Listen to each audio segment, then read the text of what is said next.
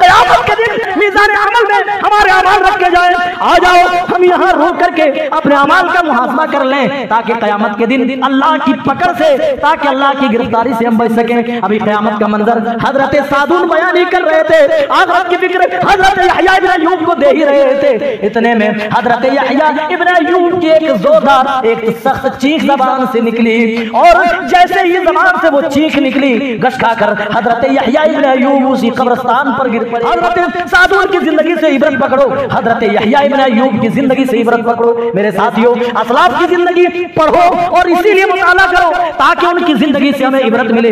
انہوں نے جس طرح دنیا میں زندگی گزاری, اسی طرح زندگی گزارنے کا طریقہ اور سلیقہ ہمارے اندر آ جائے. ہم دنیاوی زندگی میں اس قدر بزی ہو گئے, اتنے مصروف ہو گئے, ہماری زندگی میں آخرت کا کوئی تصور باقی نہ رہا. بس دنیا میں آئے, کھا لو پی لو مر جاؤ, اس کے آگے پیچھے کچھ نہیں سمجھ آتا ہے. میرے ساتھیوں, آج تم کاروبار کر رہے ہو, حلال و حرام میں تمیز نہیں کر رہے ہو, حلال میں حرام کو بھی شامل کر رہے ہو. اپنے کاروبار میں آج مسلمان نہیں نظر آتا ہے, اس کا ایمان نہیں دکھتا ہے. لیکن ایک چرواہے کے ایمان کو دیکھو, اس کی غیرت کو دیکھو, کیا کہتا ہے, ٹھیک ہے میں اپنے مالک سے جھوٹ بول دوں کہ ایک بکری بھیڑیا کھا گیا ہے, کھال دکھا کر کے میں مالک کو بہانہ بنانے میں کامیاب ہو جاؤں, فَأَيْنَ اللَّهُ. لیکن یہ بتاؤ, اگر میں نے جھوٹ بول دیا اور جھوٹ بول کر میں نکل گیا تو پھر بتاؤ اللہ کہاں ہے؟ نبی صلی اللہ علیہ وسلم کہہ رہے مرد عورت ایک ساتھ جمع ہوں گے. اما عائشہ کہتی ہیں اللہ کے رسول پر تو عورتیں مارے شرم کی, مارے حیا کی وہ مر ہی جائیں گی. آپ نے فرمایا اے عائشہ یہ سچ ہے,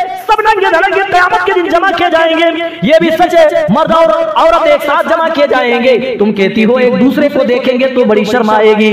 اے عائشہ الامر اشد ان یہمہم ذاک, معاملہ تو کہیں اس سے بھی زیادہ سخت ہوگا. آدمی کو اس دن ذرہ برابر بھی احساس نہیں ہوگا, کوئی کسی کی طرف دیکھے گا نہیں, کسی کی طرف دیکھنے کی جرات بھی نہ کرے گا. زندگی کو اتنے مصروف مت بناؤ کہ اللہ کی کتاب پڑھنے کا بھی موقع نہ رہے. اللہ کی کتاب روزانہ تھوڑا تھوڑا پڑھا کرو اور مسجدوں سے رشتہ جوڑو.